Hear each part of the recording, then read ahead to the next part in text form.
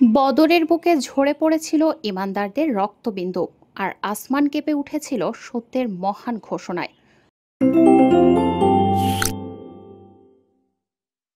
মরু প্রান্তরের নীরব বুকে উচ্চারিত হয়েছিল ইমানের প্রথম মহাকাব্য। তারিখটি ছিল 17 রমজান হিজরি দ্বিতীয় বছর। সূর্যের সোনালী তাপ সেদিন মক্কার দিক থেকে ছুটে এসেছিল বদরের মরু প্রান্তরে, কিন্তু মানুষের হৃদয়ে জ্বলছিল আরও প্রজ্বলিত আগুন, অস্তিত্ব রক্ষার ইমানের, আল্লাহর সন্তুষ্টির আগুন। এ যুদ্ধে নির্ধারিত হওয়ার কথা ছিল কে থাকবে ইতিহাসের পাশে আর কে বিলীন হবে পরাজয়ের অতলে। বদর ছিল সেই পবিত্র ভূমি যেখানে মাটি রক্তে রঞ্জিত হয়েছিল, কিন্তু সে রক্ত ছিল আত্মত্যাগের অমল পুষ্পের মতন, যার সুবাস ছড়িয়ে পড়েছিল আকাশে, ফেরেশতাদের ডেকে এনেছিল আসমানের উচ্চতম স্তর থেকে। মক্কার ১৩ বছরের অবর্ণনীয় নির্যাতনের পরে মুসলমানরা যখন হিজরত করে মদিনায় আশ্রয় নেন, তখনও কুরাইশের ঘৃণা থেমে থাকেনি। তারা ইসলামী রাষ্ট্রের সূচনা মেনে নিতে পারেনি। এরপর যখন মুসলমানরা তাদের জব্দকৃত সম্পদের প্রতিফল হিসেবে একটি বাণিজ্য কাফেলার গতি রোধ করতে এগিয়ে যান, কুরাইশ তাতে দেখে চরম লাঞ্ছনার সম্ভাবনা।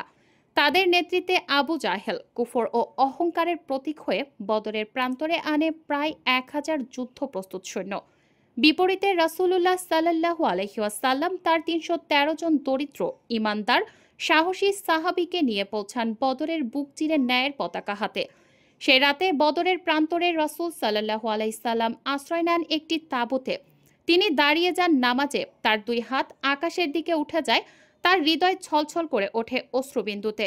তিনি বলেন, হে আল্লাহ, তুমি যদি আজ এই ক্ষুদ্র দলটিকে ধ্বংস করে দাও, তাহলে পৃথিবীতে তোমার ইবাদত আর কেউ করবে না। হে আল্লাহ, তোমার সাহায্যের ওয়াদা তুমি পূর্ণ করো। সহিহ মুসলিম। হযরত আবু বকর রাদিয়াল্লাহু তাআলা আনহু পাশে দাঁড়িয়েছিলেন। তিনি রাসূল সাল্লাল্লাহু আলাইহি সাল্লামকে বারবার বলেছিলেন, ইয়া রাসূলাল্লাহ, আপনার দোয়া আল্লাহ অবশ্যই কবুল করবেন। কিন্তু রাসূলের চোখের পানি বন্ধ হয়নি, তার কণ্ঠ থেমে থাকেনি।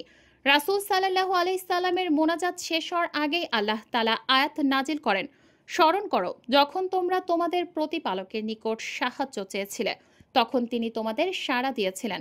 আমি তোমাদের সাহায্য পাঠাচ্ছি ১,০০০ ফেরেশতা, একের পর এক সারিবদ্ধভাবে। সূরা আনফাল আয়াত ৯। এরপর আরও ঘোষণা আসে, নিশ্চয় আল্লাহ তোমাদের সাহায্য করেছেন বদরের দিনে, যখন তোমরা ছিলে দুর্বল ও সংখ্যায় অল্প। সুতরাং আল্লাহকে ভয় করো যাতে তোমরা কৃতজ্ঞ হতে পারো। সূরা আলে ইমরান আয়াত ১২৩। ইবনে আব্বাস রাদিয়াল্লাহু তাআলা আনহু বলেন, সেই যুদ্ধে অনেক সাহাবী সাদা পোশাকে অশ্বারোহীকে দেখেছিলেন, যারা আল্লাহর পক্ষ থেকে সাহায্যকারী ফেরেশতা। কিছু কাফিরের মরদেহে এমন আঘাতের চিহ্ন ছিল যা মানুষের দ্বারা সম্ভব নয়। গলার ওপর এমনভাবে কাটা দাগ যেন অদৃশ্য কোনো অস্ত্র কেটে গেছে। হযরত আলী রাদিয়াল্লাহু তাআলা আনহু, হযরত হামজা রাদিয়াল্লাহু তাআলা আনহু, হযরত উবাইদাহ রাদিয়াল্লাহু তাআলা আনহু, তারা ছিলেন বদরের বীর সেনানী। তারা কাফের বাহিনীর বীর যোদ্ধাদের একে একে পরাজিত করেন। হযরত উবাইদাহ রাদিয়াল্লাহু তাআলা আনহু যুদ্ধের ময়দানে গুরুতর আহত হয়ে পড়লেন। তার রক্তে ভিজে গেল বালু। তিনি রাসূল সাল্লাল্লাহু আলাইহি ওয়াসাল্লামের কোলে মাথা রেখে বলেন, ইয়া রাসূলাল্লাহ, আমি কি শহীদ হলাম? রাসূল সাল্লাল্লাহু আলাইহি সাল্লাম বললেন, হ্যাঁ, তুমি শহীদের মর্যাদা পেয়েছ। জান্নাত তোমার জন্য প্রস্তুত। এ এক প্রেম, যে প্রেমে রক্ত বিসর্জন দিয়েও সন্তুষ্ট হৃদয় আসে। কুরাইশ বাহিনীর ৭০ জন যোদ্ধা নিহত হয়। তাদের নেতা আবু জাহেলকে ধরা হয় মৃত অবস্থায়। রাসূল সাল্লাল্লাহু আলাইহি সাল্লাম তার মরদেহের কাছে দাঁড়িয়ে বলেন, হে আল্লাহর শত্রু, তুমি কি এখনো বুঝতে পারছো না কে ছিল সত্য পথে? কুরআন ঘোষণা করল, আল্লাহ তার বাণীর মাধ্যমে সত্যকে প্রতিষ্ঠিত করেন এবং কাফেরদের শিকড় উপড়ে ফেলেন। সূরা আনফাল আয়াত ৭। মুসলমানদের শহীদ হন ১৪ জন। তাদের মধ্যে ৬ জন ছিলেন মুহাজির ও ৮ জন আনসার।